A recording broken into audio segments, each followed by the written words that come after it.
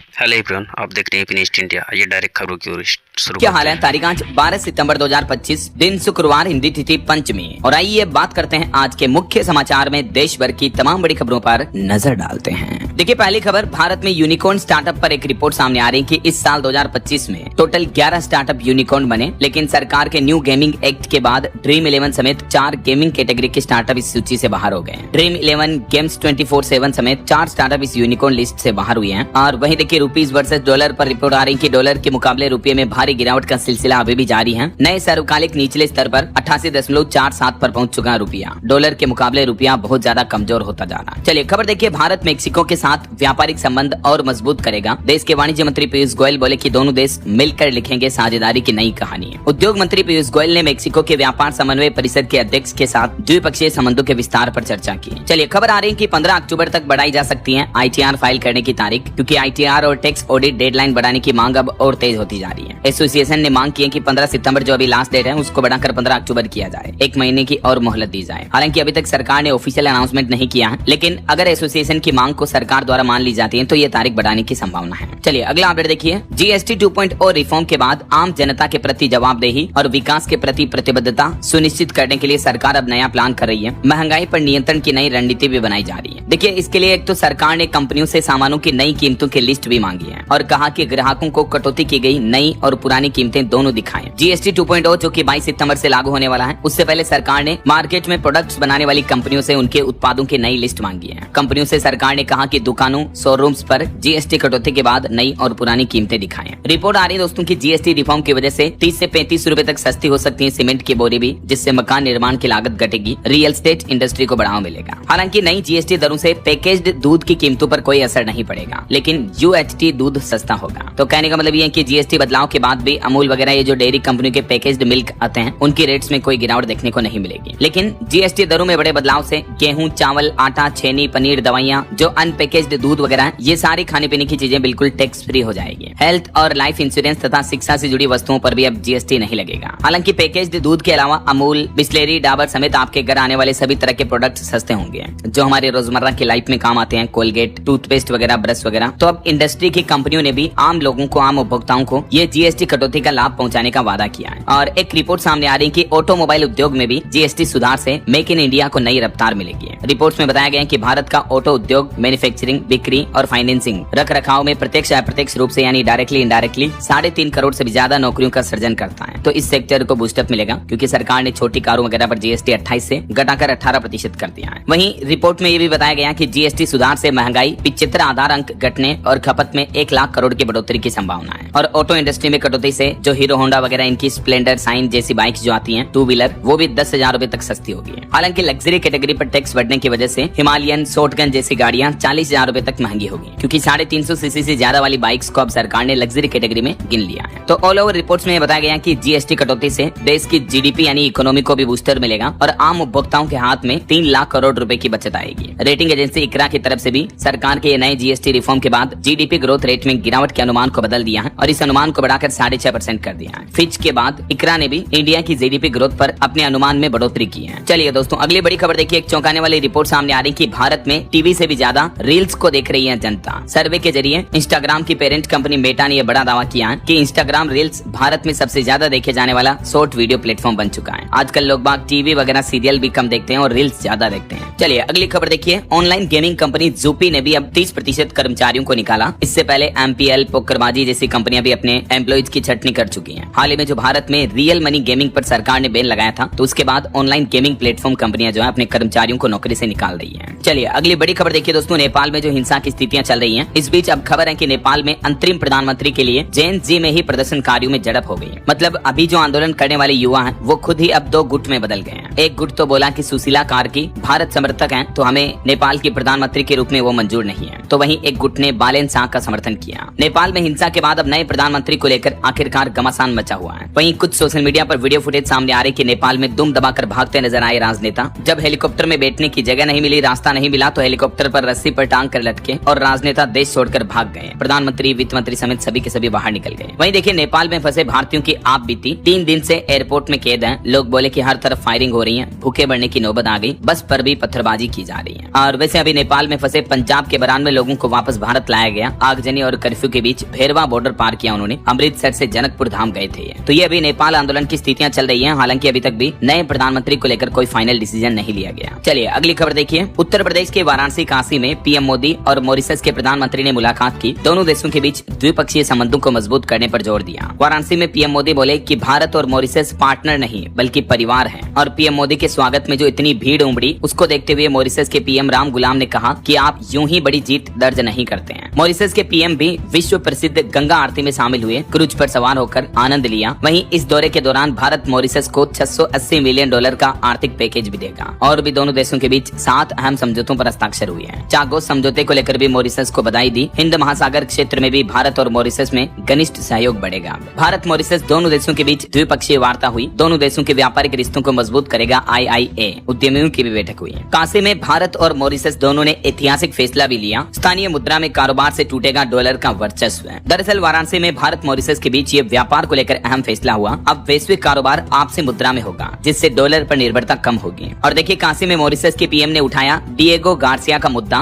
भारत से मांगा सहयोग और इससे अमेरिका और ब्रिटेन की बेचैनी भी बढ़ेगी। तो कुछ यूं दौरा रहा दोस्तों मॉरिशस के प्रधानमंत्री का भारत में पहले दिन का। वाराणसी में मॉरिशस पीएम के साथ मिलने के बाद पीएम मोदी ने द्विपक्षीय बैठक के साथ ही साझा घोषणा पत्र भी जारी किया। और दोनों देशों के बीच जो आपसी समझौते हुए हैं उनके टॉप 10 पॉइंट्स भी आप देख सकते हैं। चलिए अगली खबर देखिए दोस्तों। पंजाब हिमाचल के बाद प्रधानमंत्री नरेंद्र मोदी ने उत्तराखंड में भी बाढ़ और बारिश प्रभावित क्षेत्रों का दौरा किया और यहाँ भी 1200 करोड़ रुपए की वित्तीय सहायता देने की घोषणा की है। और वहीं देखिए भारत के लिए बड़े गर्व की बात, 17 साल की तेजस्वी मनोज को टाइम मैगजीन ने चुना किड ऑफ द ईयर। और टाइम मैगजीन के फ्रंट कवर पेज पर इनका फोटो भी आप देख सकते हैं। ये भारतीय मूल की तेजस्वी हैं जिनका जन्म कैलिफोर्निया में हुआ। उन्हें ये सम्मान सेफ्टी के क्षेत्र में किए गए काम की वजह से मिला है। उन्होंने शील्ड सीनियर्स नाम का एक AI पावर्ड मोबाइल ऐप बनाया जो बुजुर्गों को ऑनलाइन फ्रॉड से बचने में मदद करता है। चलिए दोस्तों अगला अपडेट देखिए। एक रिसर्च सामने आ रही है कि OPD कवर करने वाले स्वास्थ्य बीमा पॉलिसी धारकों की अस्पताल में भर्ती होने की संख्या में 5 से 10% तक की गिरावट आई है पिछले 3 सालों में। और वहीं एक रिपोर्ट सामने आ रही है कि अगर खरीदार भुगतान में चूक करता है तो भारतीय रिजर्व बैंक RBI बैंकों को क्रेडिट पर खरीदे गए फोन को लॉक करने की अनुमति भी दे सकता है। हाल ही में कुछ सूत्रों की तरफ से जानकारी मिली है। और बैंक FD ब्याज दरों पर भी एक रिपोर्ट बता दूं आपको। अभी 7 ऐसे बैंक है जो 1 साल की सावधि जमा पर सबसे ज्यादा इंटरेस्ट रेट दे रहे हैं आपको, जिनमें कुछ प्राइवेट सेक्टर के बैंक और गवर्नमेंट सेक्टर के बैंकों की लिस्ट भी आप इस टेबल में देख सकते हैं। कौन सा बैंक 1 साल की FD पर कितनी इंटरेस्ट रेट दे रहा है ना। चलिए अगली बड़ी खबर देखिए। अमेरिका में महंगाई जनवरी के बाद चरम पर पहुंच गई। बेरोजगारी बढ़ने से फेड की दरों में कटौती होने की भी संभावना है। खुद अमेरिकी श्रम विभाग की तरफ से ये लेटेस्ट रिपोर्ट जारी की गई। बीते महीने अगस्त में उपभोक्ता कीमतों में सालाना आधार पर लगभग 3% तक की बढ़ोतरी हुई है। क्योंकि अमेरिकी राष्ट्रपति डोनाल्ड ट्रंप जो दुनिया भर के देशों पर उल्टे सीधे टैरिफ लगा रहे हैं, तो इसका असर अमेरिका में महंगाई के तौर पर देखने को मिल रहा है। गैस, किराना सामान से लेकर होटल के कमरे, हवाई किराए के साथ साथ कई तरह की कीमतों में तेजी से उछाल देखने को मिला है। अब तो देखिए US सांसदों ने भी एक चेतावनी दी कि ट्रंप की गलतियों की वजह से 20 साल पीछे जा सकते हैं भारत अमेरिका के रिश्ते भी। वहीं अमेरिकी राष्ट्रपति डोनाल्ड ट्रंप को बीते दिन वाशिंगटन DC के रेस्टोरेंट में प्रदर्शनकारियों ने भी घेर लिया और फ्री फिलिस्तीन के नारे भी लगाए। और अमेरिकी विदेश मंत्री मार्को रूबियो ने भी एक बड़ा बयान देते हुए कहा कि भारत हमारे सबसे अहम साझेदारों में शामिल है। अमेरिका ने यह भी साफ कर दिया कि वह भारत को अपनी शीर्ष प्राथमिकताओं में रखता है। और हाल ही में आपको बताओगे डोनाल्ड ट्रंप ने भी वापस भारत की तरफ नरमी का रुख दिखाते हुए बयानबाजी की थी। तो कहीं न कहीं इन बयानों से लगता है कि अमेरिका भारत के साथ वापस अपने रिश्ते सुधारना चाहता है। हमारे देश के वाणिज्य मंत्री पीयूष गोयल ने भी कहा कि भारत अमेरिका ट्रेड डील वार्ता सही दिशा में आगे बढ़ रही है। चलिए अगली खबर देखिए। अगर आपने मोबाइल फोन लोन पर लिया और फोन की किस्त नहीं चुकाई तो अब आपका फोन लॉक हो जाएगा। रिकवरी के लिए बैंकों को बड़ा अधिकार देने की तैयारी कर रहा भारतीय रिजर्व बैंक RBI। ये लेटेस्ट रिपोर्ट सामने आ रही है, मैंने आपको बताया भी था। द रॉयटर्स की तरफ से ये जानकारी दी गई, न्यूज एजेंसी की तरफ से। चलिए बड़ी खबर देखिए। दिल्ली, मध्य प्रदेश समेत देश के 4 राज्यों से 5 संदिग्ध आतंकियों को गिरफ्तार किया गया। इनके पास से IED बनाने वाले सामान भी बरामद हुए। ये सोशल मीडिया के जरिए पाकिस्तानी हैंडलर्स के संपर्क में थे। दिल्ली पुलिस को सुरक्षा मामले में ये बड़ी सफलता मिली है। दिल्ली पुलिस की स्पेशल सेल और सेंट्रल एजेंसियों ने मिलकर ये टेरर मॉड्यूल का भंडाफोड़ किया है। दिल्ली, झारखंड, तेलंगाना, मध्य प्रदेश से 5 संदिग्ध आतंकियों का अरेस्ट किया गया। और वहीं देखिए छत्तीसगढ़ के गरियाबंद में भी सुरक्षा बलों और नक्सलियों के बीच मुठभेड़ हुई, जिसमें 1 करोड़ रुपए के इनामी नक्सली बाल कृष्ण समेत 10 माओवादी ढेर हो गए। यानी 10 नक्सलियों को मार गिराया और बीजापुर में 26 नक्सलियों को गिरफ्तार भी किया गया। छत्तीसगढ़ के गरियाबंद में ये सुरक्षा बलों को बड़ी सफलता मिली है। बीते दिन देर रात तक ये ऑपरेशन चलाया गया, जिसमें 1 करोड़ का इनामी नक्सली भी शामिल है, जिसे ढेर कर दिया गया। ये उड़ीसा स्टेट कमेटी का सचिव था जो नक्सलवाद में घुस गया, देखिए जरा, जिस पर 1 करोड़ का इनाम घोषित कर रखा था। चलिए अगला अपडेट देखिए। एक रिपोर्ट सामने आ रही है कि वित्त वर्ष 2026 की पहली तिमाही में शेड्यूल कमर्शियल बैंकों का क्रेडिट ऑपटेक 9.9% बढ़ा है। और वहीं 28 अत्याधुनिक मोबाइल फोरेंसिक लैब वैन से सुसज्जित हुआ गुजरात राज्य। मुख्यमंत्री और गृह राज्य मंत्री ने मिलकर हरी झंडी दिखाई। इससे गुजरात में फोरेंसिक लेबोरेटरी रिसर्च को बढ़ावा मिलेगा। और खबर देखिए, सीवर और सेप्टिक टैंक सफाई कर्मियों की सुरक्षा और गरिमा की दिशा में सरकार ने एक क्रांतिकारी कदम उठाया है। नमस्ते नाम से एक नई योजना शुरू की है और इस नमस्ते योजना का उद्देश्य है खतरनाक सफाई को रोककर प्रशिक्षित एवं प्रमाणित श्रमिकों के माध्यम से सुरक्षित तरीके से कर्मचारियों की सुरक्षा को ध्यान में रखते हुए ये सफाई व्यवस्थाओं को मेंटेन करना है। देख सकते हैं आप नमस्ते योजना के कुछ प्रमुख घटक क्या क्या होंगे। चलिए खबर देखिए। देश के रक्षा मंत्री राजनाथ सिंह ने मुंबई से समुद्र प्रदक्षिणा नाम से नए अभियान का शुभारंभ किया। दुनिया की पहली त्रिसेवा महिला नौकायन परिक्रमा होने जा रही है। जी हाँ, दुनिया का चक्कर लगाएगा भारतीय महिलाओं का ये सैन्य दल। रक्षा मंत्री राजनाथ सिंह ने इस नए पोत को हरी झंडी दिखाई और इस अभियान में 10 महिला अधिकारी शामिल होगी जो कई खतरनाक समुद्री रास्तों को कवर करेगी। देख सकते हैं आप जानकारी। चलिए खबर आ रही भारत की पांडुलिपि विरासत के संरक्षण, डिजिटलीकरण और प्रचार के लिए समर्पित ज्ञान भारतम सम्मेलन 2025 का भी आयोजन हुआ। सरकार का मकसद है पांडुलिपि विरासत का संरक्षण करना। और एक बड़ी खबर देखिए, डॉग बाइट और बेसहारा पशुओं के हमले में मिलेगा 10,000 से लेकर 5 लाख रुपए तक का मुआवजा। देश के इस राज्य सरकार ने बड़ा ऐलान किया और ये फैसला लिया हरियाणा सरकार ने। गरीब परिवारों को बड़ी राहत देने के लिए घोषणा की है कि यदि किसी गरीब परिवार के सदस्य की कुत्ते के काटने या बेसहारा पशुओं के हमले से मृत्यु हो जाती है या वो दिव्यांग हो जाता है तो ऐसे लोगों को हरियाणा सरकार 5 लाख रुपए तक की वित्तीय सहायता देगी। वित्त विभाग के अतिरिक्त मुख्य सचिव अनुराग रस्तोगी की तरफ से ये योजना की जानकारी भी दी गई। और वहीं खबर देखिए, हरियाणा में यमुना नदी को प्रदूषित करने वालों पर भी होगा सख्त एक्शन।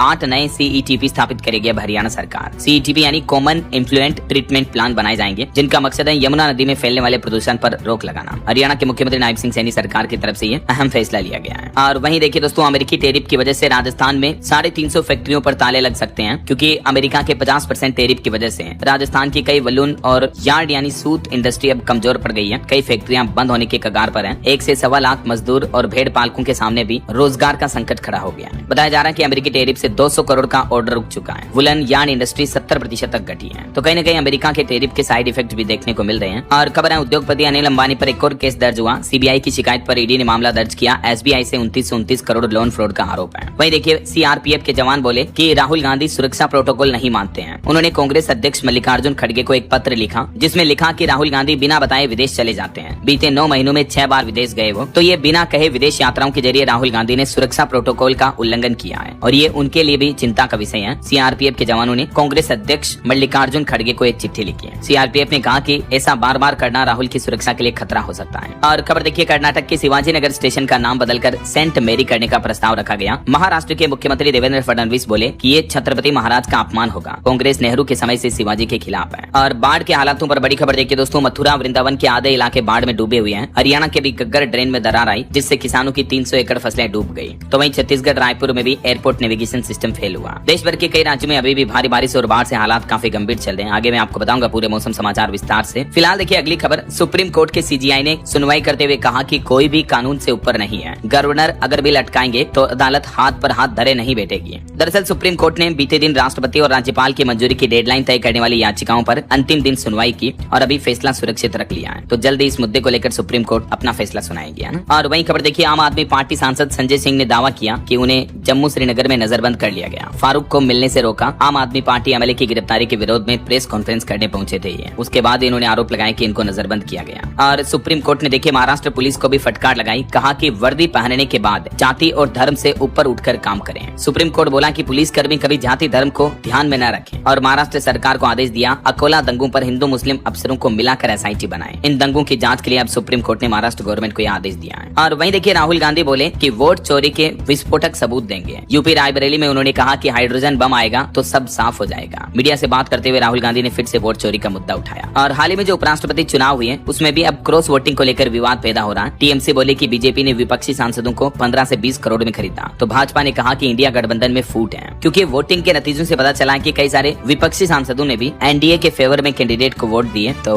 अब इसको लेकर भी कंट्रोवर्सी पैदा हो रही है। चलिए अगली खबर देखिए, भारत ने रूस से मांग की और कहा कि रूसी सेना में भारतीयों की भर्ती रोकें, पुराने फौजियों को भी छोड़ें। सरकार जनता से बोले कि ऑफर से दूर रहें, ये खतरनाक रास्ता है। अभी एक दिन पहले मैंने आपको एक खबर बताई थी जिसमें सोशल मीडिया पर एक वीडियो में जवान बोल रहे हैं कि हरियाणा पंजाब के युवकों को जबरन रूसी सेना में भर्ती कर लिया गया, राइट, और उन्हें यूक्रेन जंग में भेजा जा रहा। उन्होंने सरकार से भी अपील की, गुहार की कि बचा लो में। तो उसके बाद विदेश मंत्रालय के प्रवक्ता रणधीर जायसवाल ने कहा कि पहले भी कई बार चेतावनी जारी की गई है क्योंकि इन नागरिकों को नौकरी के बहाने रूस बुलाया जाता है और फिर यूक्रेन सीमा पर जंग के लिए ढकेल दिया जाता है। तो भारत सरकार ने अपने नागरिकों को भी रूसी सेना में भर्ती होने के किसी भी प्रस्ताव से दूर रहने की सलाह दी है। और वित्त मंत्रालय ने यह भी स्पष्ट किया कि कई भारतीयों को नौकरी के झांसे में फंसाकर सेना में भर्ती किया गया है। तो ऐसे दावों में न आए और देश छोड़कर रशिया न जाए, है ना। चलिए अगली खबर देखिए, ओलंपियन रेसलर बजरंग पुनिया के पिताश्री का निधन हो गया। कांग्रेस नेता ने लिखा कि बापूजी नहीं नहीं रहे। आज उनके पैतृक गांव खुड्डन में उनका अंतिम संस्कार किया जाएगा। वहीं पहलवान विनेश फोगाट पर भी ग्रामीण भड़क गए, बोले कि 100 फोन किए उठाया नहीं, पानी उतरा तो आ गई। गुस्साई एमएलए बोले कि क्या मेरा भूत आया।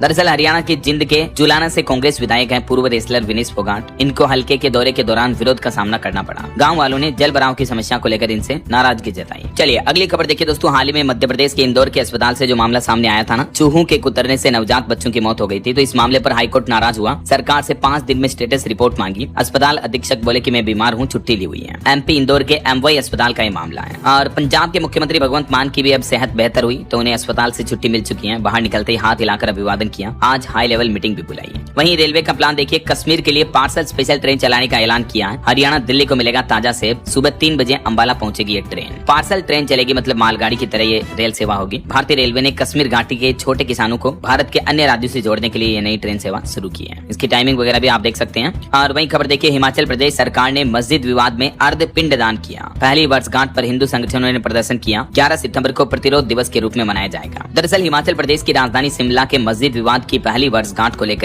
संजौली में हिंदू संगठनों ने विरोध प्रदर्शन किया। और वहीं खबर देखिए, केंद्रीय मंत्रियों ने संपत्ति का ब्यौरा दिया। देश के परिवहन मंत्री नितिन गडकरी के पास 31 साल पुरानी एम्बेसडर कार है। जयंत चौधरी ने 21 लाख क्रिप्टो करेंसी में इन्वेस्टमेंट की हुई है। वित्त मंत्री निर्मला सीतारमण के पास 27 लाख की ज्वेलरी है। वीरेंद्र कुमार के पास 37 साल पुराना स्कूटर है। सावित्री ठाकुर के पास डबल बैरल गन है। शिवराज सिंह के पास भी रिवॉल्वर है। ये कुछ मतलब केंद्रीय मंत्रियों की तरफ से अपनी अपनी संपत्तियों की रिपोर्ट जारी की है ना। और वहीं देखिए, देश के वाणिज्य मंत्री पीयूष गोयल बोले कि केंद्र सरकार की इनोवेशन और रिसर्च डेवलपमेंट योजना का लाभ बिहार के युवा प्रतिभाओं को भी मिलेगा। परिवहन मंत्री नितिन गडकरी ने कहा कि दुनिया में पहले नंबर पर पहुंचने की क्षमता रखता है भारतीय वाहन उद्योग। ऑटो इंडस्ट्री को लेकर वार्तालाप करते हुए सड़क परिवहन राजमार्ग मंत्री की तरफ से ये घोषणा की गई। और उन्होंने ये भी कहा कि मेरे खिलाफ पैसे देकर राजनीतिक अभियान चलाया जा रहा है। E20 पेट्रोल की आलोचना पर नितिन गडकरी ने पलटवार किया। और एक रिपोर्ट मैंने आपको बताई थी कि जीएसटी घटने की वजह से भी ऑटो सेक्टर में अच्छी क्रांति आएगी। मेक इन इंडिया पहल के साथ ऑटो इंडस्ट्री में ग्रोथ और इनोवेशन दोनों को बढ़ावा मिलेगा, राइट। और वहीं दोस्तों, ऑटो इंडस्ट्री को लेकर सरकार भी एक और प्लान बना रही कि भारत में काम बंद कर करके विदेशों में भागने वाली ऑटो कंपनियों पर अब लगाम कसी जाएगी। केंद्र सरकार इसको लेकर भी नया नियम ला रही है। ऑटो कंपनियां अब आसानी से अपना बिजनेस कारोबार भारत से बंद करके विदेशों में नहीं भाग पाएगी। केंद्रीय वाणिज्य मंत्री पीयूष गोयल ने कहा कि इसको लेकर जल्दी नया नियम बनाया जा रहा है और इसके तहत कंपनियों को देश छोड़ने से पहले ग्राहकों को आफ्टर सेल सर्विस देना अनिवार्य होगा, ताकि विदेशी कंपनियों की गाड़ियां अगर किसी ने खरीदी है तो उन ग्राहकों को दिक्कत ना आए आगे सर्विस वगैरह, समझ रहे हो। इसको लेकर सरकार क्या प्लानिंग कर रही है, 5 पॉइंट्स भी आप देख सकते हैं स्क्रीन पर। वहीं खबर आ रही है, होंडा कंपनी ने दिवाली ऑफर गिफ्ट भी निकाला। एक्टिवा शाइन से लेकर CB350 तक सभी मॉडल सस्ते होंगे। खरीदने पर 18 साढ़े 18,000 रुपए तक की बचत होगी। कुछ तो जीएसटी कटौती वगैरह का भी लाभ मिलेगा और कुछ आने वाले फेस्टिवल सीजन में भी ऑटो इंडस्ट्री कंपनियां ऑफर निकाल रही है ना। बहरहाल अभी तो अपन कुछ और महत्वपूर्ण और काम की खबरें देखेंगे। राज्यों में अभी भी भारी बारिश के कारण हालात खराब चल रहे हैं, भले ही मानसून थोड़ा कमजोर होने लगा है। कुछ राज्यों की स्थितियां देखिए, पंजाब बाढ़ में बीएसएफ का हौसला, 15 दिन में 7 किलोमीटर बांध बनाकर शहर को बचाया। वहीं हरियाणा हिसार में एक चलती स्कूल बस भी सड़क में धंस गई, 50 बच्चे बाल बाल बचे। लोग बोले कि बारिश से रोड कमजोर हुई, ड्राइवर ने गड्ढा अनदेखा किया। हरियाणा के मानसून पर भी खबर आ रही, हुड्डा ट्रैक्टर चलाकर जल भराव इलाके में पहुंचे। पानीपत में सांप काटने से एक बच्ची की मौत हो गई। सिरसा में गग्गर ड्रेन में भी दरार आई।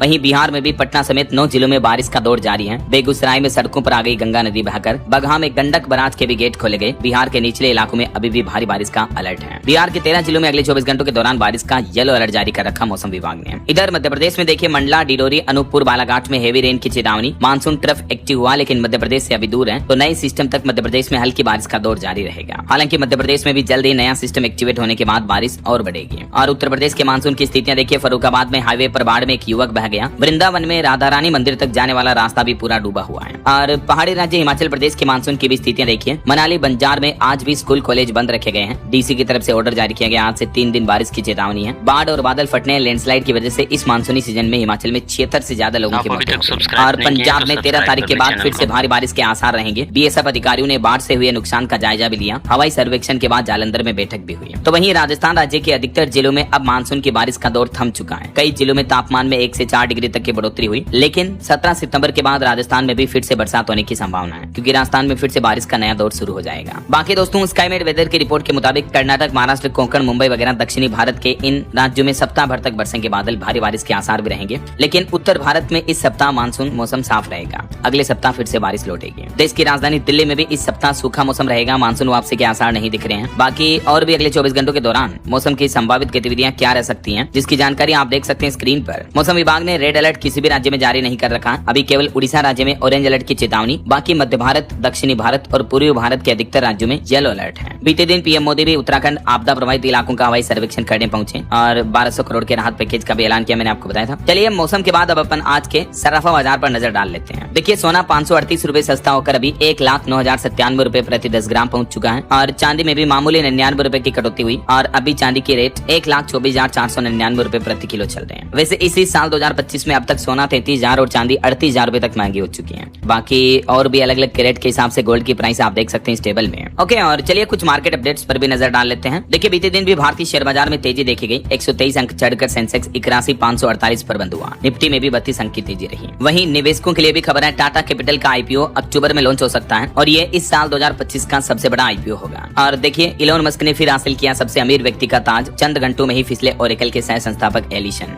वहीं निवेश के हिसाब से रिपोर्ट आ रही कि गोल्ड और सिल्वर ETF ने भी इस साल 2025 में छप्पर फाड़ रिटर्न दिए। 40 से 42% तक का रिटर्न मिला निवेशकों को गोल्ड सिल्वर ETF में। वैसे सोने के भाव को लेकर एक और चौंकाने वाली रिपोर्ट आ रही कि अगले 7 साल में सोने का भाव 229% तक बढ़ सकता है। 3,61,000 रुपए प्रति 10 ग्राम तक सोने की कीमतें भारत में जा सकती हैं। फाइनेंशियल इंस्टीट्यूशन की तरफ से अनुमान लगाया गया, क्योंकि वैसे अभी भी भारत में सोने की कीमतें रिकॉर्ड स्तर पर चल रही हैं। तो एक्सपर्ट ने इस रिपोर्ट के बाद गोल्ड खरीदारी की भी राय दी है। मतलब आने वाले कुछ सालों में सोने के दाम इतने बढ़ सकते हैं। और अभी सोने की कीमतें इतनी बढ़ रही है, इसके पीछे वजह क्या है? तो दुनिया भर में जो अभी वैश्विक अनिश्चितताएं चल रही है, टेंशन का माहौल है, इस वजह से उतार चढ़ाव ज्यादा देखने को मिल रहा है ना। चलिए अगली खबर देखिए, मेहुल चोकसी को भारत लाने की प्रक्रिया 15 सितंबर से शुरू होगी। बेल्जियम कोर्ट में CBI और विदेश मंत्रालय सबूत पेश करेंगे। अगर सबूत नहीं दे पाए तो बेल्जियम कोर्ट मेहुल चोकसी को रिहा भी कर सकती है। वैसे मेहुल चोकसी पर अभी हमारे भारत में पंजाब नेशनल बैंक के साथ 13,850 करोड़ की धोखाधड़ी करने का आरोप है। चलिए अगला अपडेट देखिए, बड़ी अच्छी खबर। दिवाली से पहले ATM से आप अपने PF खाते का पैसा डायरेक्टली निकाल पाएंगे। 10-11 अक्टूबर को होने वाली EPFO की बैठक में ये फैसला लिया जाएगा और EPFO के लिए मंथली पेंशन बढ़ाने पर भी चर्चा होगी। केंद्र सरकार दिवाली से पहले PF खाताधारकों को ये बड़ा तोहफा दे सकती है। श्रम और रोजगार मंत्री मनसुख मंडाविया की अध्यक्षता में ये अक्टूबर में बैठक होनी है ना। चलिए अगली बड़ी खबर देखिए दोस्तों, छत से गोली मारी गई, हाई पावर राइफल बरामद हुई। अमेरिकी राष्ट्रपति डोनाल्ड ट्रंप के करीबी चार्ली किर्क हत्याकांड में अमेरिका की FBI ने बड़े खुलासे किए हैं। अभी एक दिन पहले आपको पता होगा डोनाल्ड ट्रंप के समर्थक चार्ली किर्क की हत्या कर दी गई। वो एक यूनिवर्सिटी प्रोग्राम में स्पीच दे रहे थे, तभी उनकी गर्दन पर दूर से गोली मार दी गई। तो FBI ने संदिग्ध की तस्वीर भी जारी की है। कुछ और इंटरनेशनल न्यूज अपडेट देखिए। इजराइल ने बीते 72 घंटों में दुनिया के 6 मुस्लिम देशों पर हमला किया, जिसमें 200 लोगों की मौतें हो गई, 1000 से ज्यादा लोग घायल हो गए। इजरायली प्रधानमंत्री बेंजामिन नेतन्याहू बोले कि जो अमेरिका ने किया वही हम कर रहे हैं। और इजराइल के इस बड़े एक्शन पर पाकिस्तानी रक्षा मंत्री ख्वाजा आसिफ ने कहा कि मुस्लिम देश इजराइल के खिलाफ एक साथ आए, वो हमें कमजोर करना चाहता है। वहीं नेपाल हिंसा में देखिए, नेपाल का 5 अरब रुपए से बना हिल्टन होटल भी तबाह हो गया। बीमा कंपनियों का अनुमान है कि 31 अरब का क्लेम मिल सकता है। ये 2015 के भूकंप से भी 3 गुना ज्यादा नुकसान है। नेपाल में जो अभी जेन जी युवाओं के विरोध चल रहे हैं, लाखों युवा सड़कों पर उतर आए। ओली सरकार का तख्ता पलट हो चुका है, इसमें देश का बड़ा आर्थिक नुकसान भी हुआ है। चलिए आगे बढ़ते हैं अपन खबरों में। कुछ स्पोर्ट्स न्यूज, खेल समाचार के अपडेट देखिए। 2025 विमेंस हॉकी एशिया कप में भारत की पहली हार हुई। सुपर 4 स्टेज में चीन 4-1 से जीता। भारत से इकलौता गोल मुमताज खान ने किया। वहीं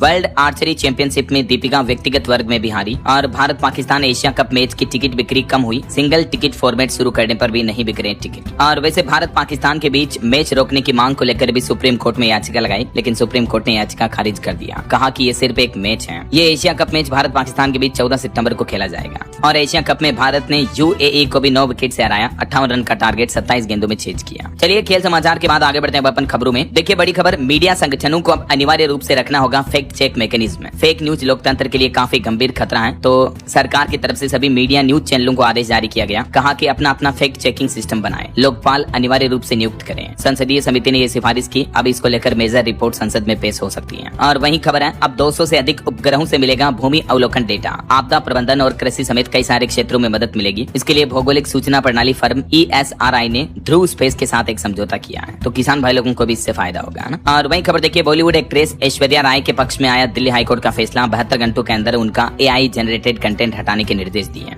और खबर देखिए, हरियाणा में SHO को 1 घंटे लॉकअप में रखा। कैथल कोर्ट ने आदेश दिया। सिरसा में तैनात इंस्पेक्टर मर्डर केस में गवाही देने नहीं आ रहे थे। और भारत के लिए गर्व की बात देखिए दोस्तों, हाल ही में जो एप्पल कंपनी ने अपना iPhone 17 सीरीज एयर मॉडल जो लॉन्च किया, सबसे पतला आईफोन, उसको भारतीय मूल के अबिदूर ने डिजाइन किया है। ये एप्पल का अब तक का सबसे थिनेस्ट फोन फोन है सबसे पतला। ये एप्पल कंपनी में 7 साल से इंडस्ट्रियल डिजाइनर है और इन्होंने इस फोन को डिजाइन किया। और एक बड़ी धोखाधड़ी की खबर देखिए दोस्तों, उत्तर प्रदेश गोंडा का ये मामला है। एक महिला गैंग आई और गली मोहल्लों की महिलाओं को बोली कि सभी लोग चांदी की पायल और बिछियां दीजिए, इनाम मिलेगा। तो इस तरह से 12 महिलाओं को झांसे में लेकर उन महिलाओं से आभूषण लेकर महिला गैंग फरार हो गई। गोंडा के कर्नलगंज में स्वयं सहायता समूह के नाम पर महिला गैंग ने ये ठगी की। तो ऐसे ठगों बदमाशों से हमेशा सावधान रहे। वहीं खबर देखिए, रूसी सेना ने जबरन भर्ती भारतीयों का व्हाट्सएप भी डिलीट करवाया। हरियावनी बोला कि 3 दिन बाद जंग में ले जाएंगे। केंद्र सरकार और रूस में बातचीत शुरू हुई। विदेश मंत्रालय ने भी बयान दिया, मैंने आपको बताया था। और खबर आ रही, चंडीगढ़ मुल्लामपुर स्टेडियम में होंगे भारत ऑस्ट्रेलिया विमेंस मैच। 14 और 17 सितंबर को होगा मुकाबला। टिकट बुकिंग शुरू हुई। वही देखिए, इंडियन आर्मी ने एआई के क्षेत्र में साबित कर दिया लोहा, हासिल किया स्वदेशी एआई बेस्ड डिफेंस तकनीक का पेटेंट। भारतीय सेना ने आर्टिफिशियल इंटेलिजेंस से लेस एक अनोखी तकनीक का पेटेंट हासिल किया है और ये सिस्टम अपने आप दुश्मन के टारगेट्स की पहचान कर उन्हें क्लासिफाई करता है, जिससे ऑपरेशनल क्षमता कई गुना बढ़ जाएगी। ये वाकई में भारत के लिए बड़े गर्व की बात है। और खबर देखिए, उत्तराखंड सरकार ने बड़ा फैसला लिया। राज्य में दरोगा और कांस्टेबल भर्ती की आयु सीमा में बदलाव किया है। एकीकृत नियमावलियां लागू हुई और एज लिमिट में क्या क्या चेंजेस किए गए देख सकते हैं आप। मुख्यमंत्री पुष्कर सिंह धामी की तरफ से जानकारी दी गई। वहीं देखिए, महाराष्ट्र सरकार ने भी 1 लाख करोड़ से भी ज्यादा के एमओयू पर हस्ताक्षर किए। मुख्यमंत्री देवेंद्र फडणवीस ने दावा किया कि इन समझौतों से 47,000 नौकरियां पैदा होगी। महाराष्ट्र सरकार ने ये अलग अलग क्षेत्रों में इन्वेस्टमेंट को लेकर निवेश के समझौतों पर हस्ताक्षर किए। और एक अच्छी खबर है, पूर्वांचल से मॉरिशस में बढ़ेगी व्यापारिक गतिविधियां। उद्यमियों के साथ बैठक में रूपरेखा तय हुई। भारत मॉरिशस के प्रधानमंत्रियों के बीच द्विपक्षीय बैठक में। वहीं मार्केट रेगुलेटर सेबी बोर्ड की बैठक होगी आज शुक्रवार को। तुहिन कांत की अध्यक्षता में नियामकीय सुधारों पर होगी चर्चा।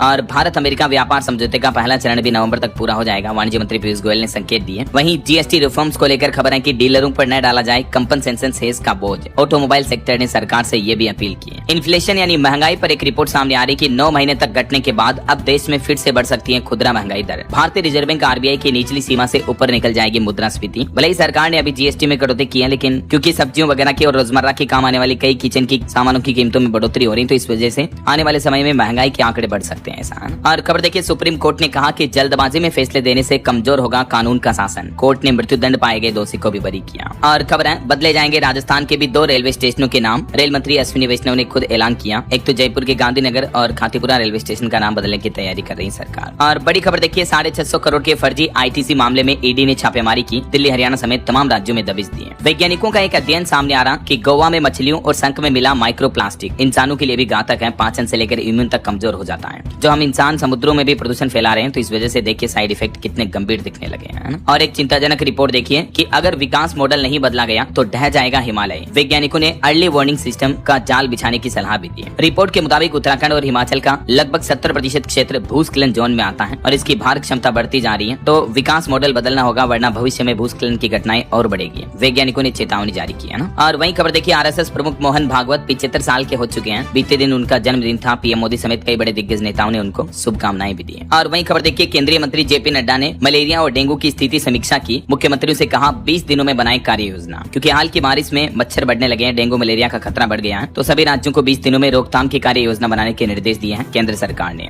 और सभी अस्पतालों को भी पूरी तैयारी रखने और लोगों को जागरूक करने के निर्देश जारी किए हैं। चलिए बड़ी खबर देखिए दोस्तों, गृह मंत्रालय ने बड़ा फैसला लिया। अब ऑपरेशन में दिव्यांग हुए सीएपीएफ के कार्मिकों को मिलेगा युद्ध चोट भत्ता। सीआरपीएफ की पहल पर बलों से इस संबंध में प्रस्ताव भी मांगा है। वहीं खबर आ रही, मध्य प्रदेश इंदौर भोपाल से नागपुर का सफर होगा आसान। 16 कोच के साथ चलेगी Vande Bharat train. Confirm ticket भी मिल पाएगा। जल्दी इस रूट पर ट्रेन सेवा शुरू होने वाली है। और देखिए 17 सितंबर से शुरू होगा सेवा पखवाड़ा। केंद्रीय मंत्री भूपेंद्र यादव बोले कि स्वच्छता सेवा के मूल्यों को मिलेगा बल। पीएम मोदी के जन्म दिवस के मौके पर 17 सितंबर से 2 अक्टूबर तक देश भर में ये सेवा पखवाड़ा चलाया जाएगा। और कर्नाटक हाईकोर्ट का एक बड़ा फैसला देखिए, वरिष्ठ नागरिकों के लिए 10,000 की भरण पोषण सीमा को बढ़ाया जाए। कर्नाटक हाईकोर्ट ने केंद्र सरकार को ये अहम निर्देश दिया है। वहीं देखिए गृह मंत्री अमित शाह ने 5 और एयरपोर्ट पर शुरू किया फास्ट ट्रैक इमिग्रेशन सिस्टम। अब देश भर के 12 टोटल हवाई अड्डे ऐसे हो चुके हैं जहां आपको ये सुविधा मिलेगी। गृह मंत्री अमित शाह ने इस प्रोग्राम को देश के 5 और एयरपोर्ट पर लॉन्च कर दिया। अब ये सुविधा किन किन एयरपोर्ट पर मिलेगी, डिटेल आप देख सकते हैं। और वहीं देखिए महाराष्ट्र में मराठा आरक्षण पर संग्राम हो रहा है। सरकार के कुनबी जाति प्रमाण पत्र देने के फैसले को हाईकोर्ट में भी चुनौती दी गई। और मेघालय कैबिनेट ने आबकारी नियमों में बदलाव को मंजूरी दी। MEECL जांच रिपोर्ट की सिफारिशें भी मानी। वहीं वैज्ञानिकों का एक अध्ययन सामने आ रहा, जलवायु परिवर्तन की आग में घी डाल रही है जीवाश्म ईंधन उत्पादक कंपनियां। हीट वेव को बनाया 50% ज्यादा खतरनाक ऐसी कंपनियों के द्वारा। नेचर जर्नल में प्रकाशित वैज्ञानिकों की स्टडी में बड़ा दावा किया गया, देख सकते हैं आप डिटेल भी। और वहीं देखिए दिल्ली में ड्राइंग कंपटीशन में रिकॉर्ड स्थापित करने की होगी समीक्षा। पीएम मोदी के जन्मदिन पर यह कार्यक्रम का आयोजन होगा। वैसे पीएम मोदी जल्दी मिजोरम राज्य का दौरा करने वाले हैं और प्रधानमंत्री के दौरे से पहले सुरक्षा व्यवस्थाएं कड़ी की गई। मिजोरम दिल्ली के बीच पहली ट्रेन सेवा का भी शुभारंभ करेंगे पीएम मोदी अपने इस दौरे के दौरान। और यूपी पॉलिटिक्स से बड़ी खबर देखिए, विधानसभा चुनाव से 6 महीने पहले ही प्रत्याशी तय करेगी सपा। पंचायत चुनाव पूरे होने के बाद शुरू होगी प्रक्रिया। वहीं उत्तर प्रदेश में शिक्षकों के लिए भी खुशखबरी आई। केसलेस उपचार का प्रस्ताव हुआ तैयार। बेसिक और माध्यमिक दोनों ही तरह के शिक्षकों के लिए ये नया सिस्टम लागू होगा। और उत्तर प्रदेश के किसानों के लिए भी बड़ी खुशखबरी, बढ़ाया जाएगा केसीसी और बीमा योजना का दायरा। कृषि मंत्री ने अधिकारियों को जारी किए निर्देश भी हैं। वहीं एक और नया नियम लागू होने जा रहा। उत्तर प्रदेश में दैनिक वेतन भोगी और संविदा कर्मियों को बड़ा झटका लगेगा। अब ये पेंशन का दावा नहीं कर सकेंगे। दरअसल उत्तर प्रदेश सरकार ने पेंशन हकदारी तथा